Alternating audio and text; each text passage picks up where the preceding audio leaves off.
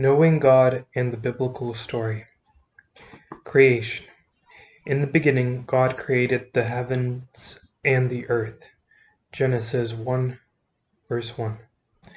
Already in existence, before matter, space, or time, the eternal, self-existent God creates the universe and all that exists. Bruce Walsky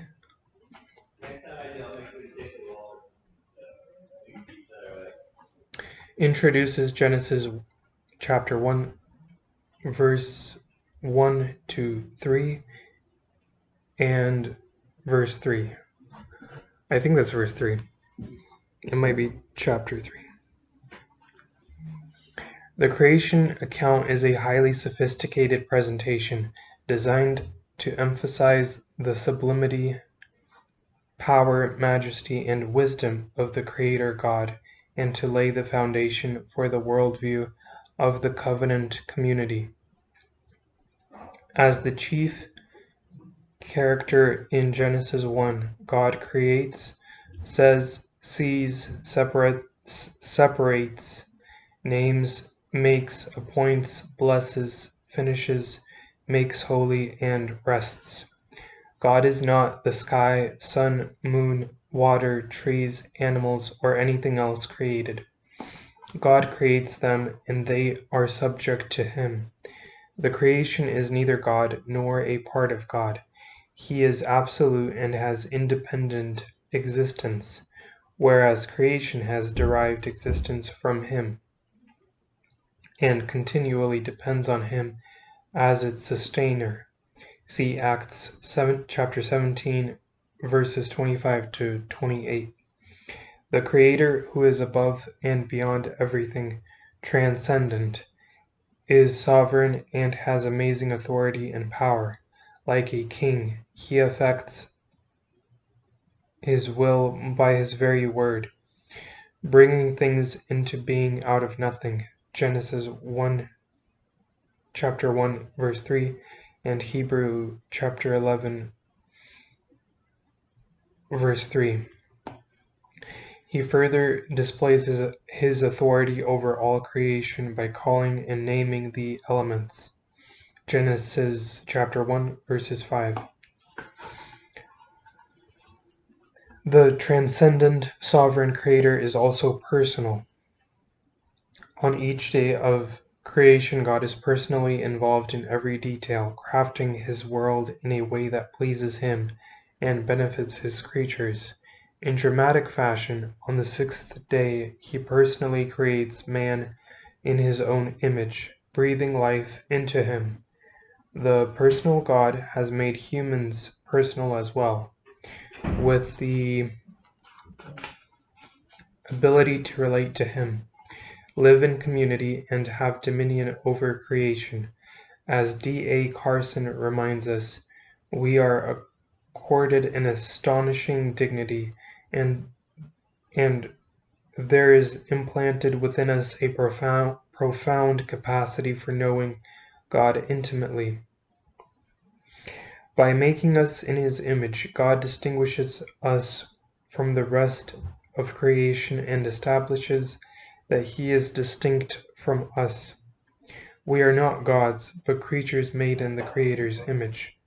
God is also good, which is reflected in the goodness of His creation and reinforced in the steady refrain. And God saw that it was good. Genesis chapter 1, verse 10, 12, 18, 21, and 25. See also verse 4. On the sixth day, creation is even described as very good. Verse 31.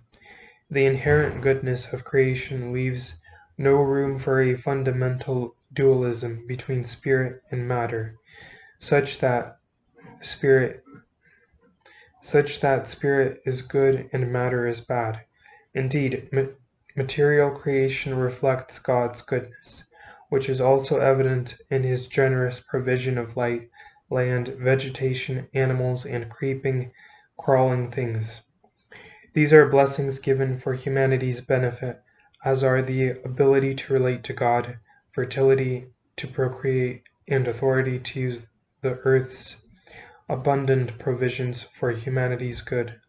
Although creation reaches its summit in God's creating man in his image, Genesis 1, 2, 3, culminates in the rest of God. By the seventh day, God finishes his creative work, rests, and blesses and sanctifies the day as holy, as a Sabbath to be kept. In doing so, God displays his joy and satisfaction in his creation and his celebration of completion, and he commemorates this special event. God provides the Garden of Eden as a place in which man and woman may live and work. God forms the man, plants the garden, transports man there, sets up the terms of a relationship with man, and searches for a helper fit for the man, which culminates in the woman. Man is formed from the dust of the ground, but is more than dust. His life comes directly from the very breath of God. In planting the garden and moving man there, the Creator and Covenant Lord provides a delightful, sacred space in which humans can enjoy a harmonious relationship with Him, each other, the animals, and the land. Waltke, right? Okay, observes the Garden of Eden is a temple garden, represented later in the tabernacle. As such, the garden highlights God's presence with humans. So God creates Adam and Eve in his image as good and with wonderful privileges and significant responsibilities in the Garden of Eden. They experience an unhindered relationship with God, intimate enjoyment of each other, and delegated authority over creation. God establishes the terms for living in his presence and graciously puts forward only one prohibition: they must not eat of the tree of the knowledge of good and evil.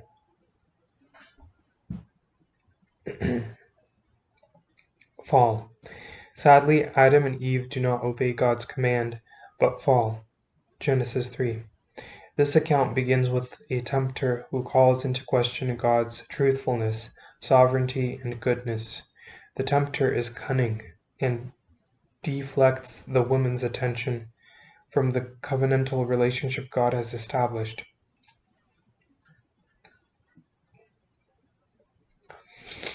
In verses 6 to 8, the central scene in the story of the fall reaches its climax.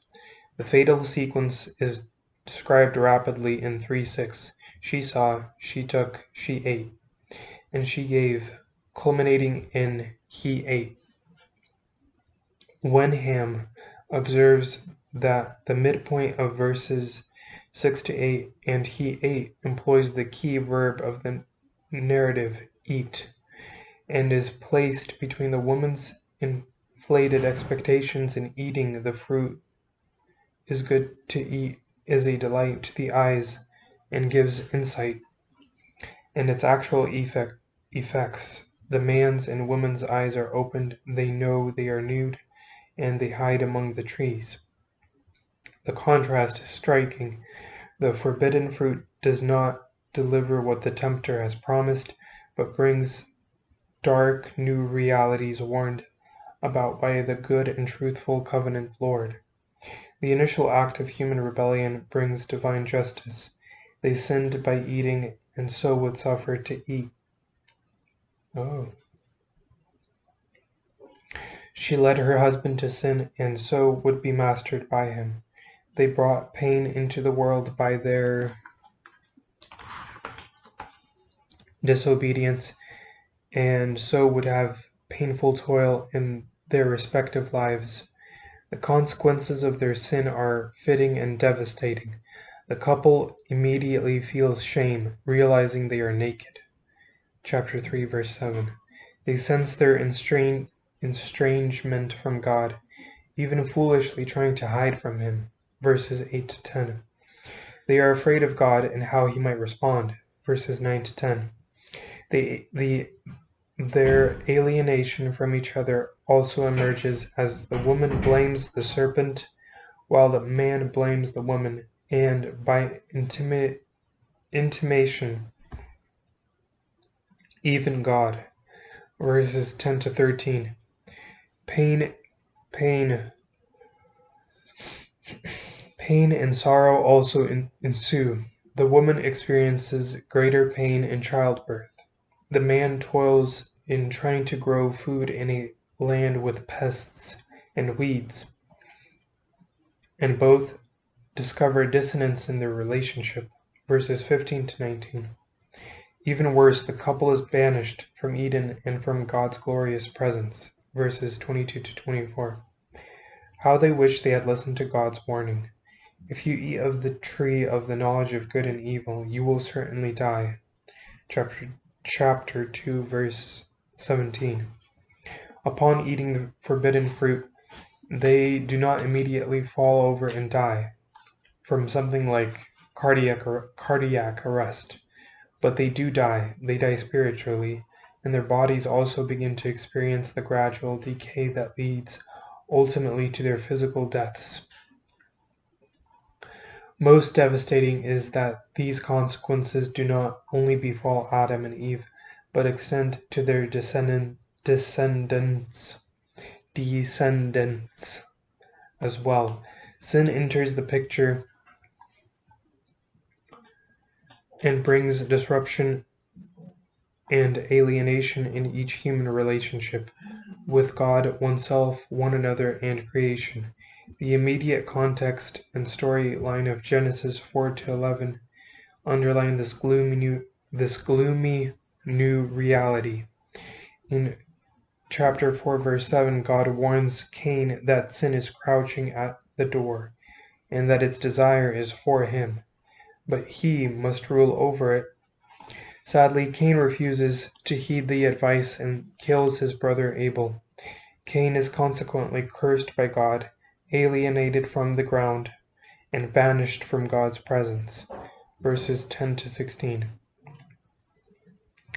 Genesis 5 reminds us that God creates humans in his image and blesses them. The chapter offers hope through mention of Enoch and Noah, but soberly underlines the domain of death with the refrain, "Then he died," 8 times.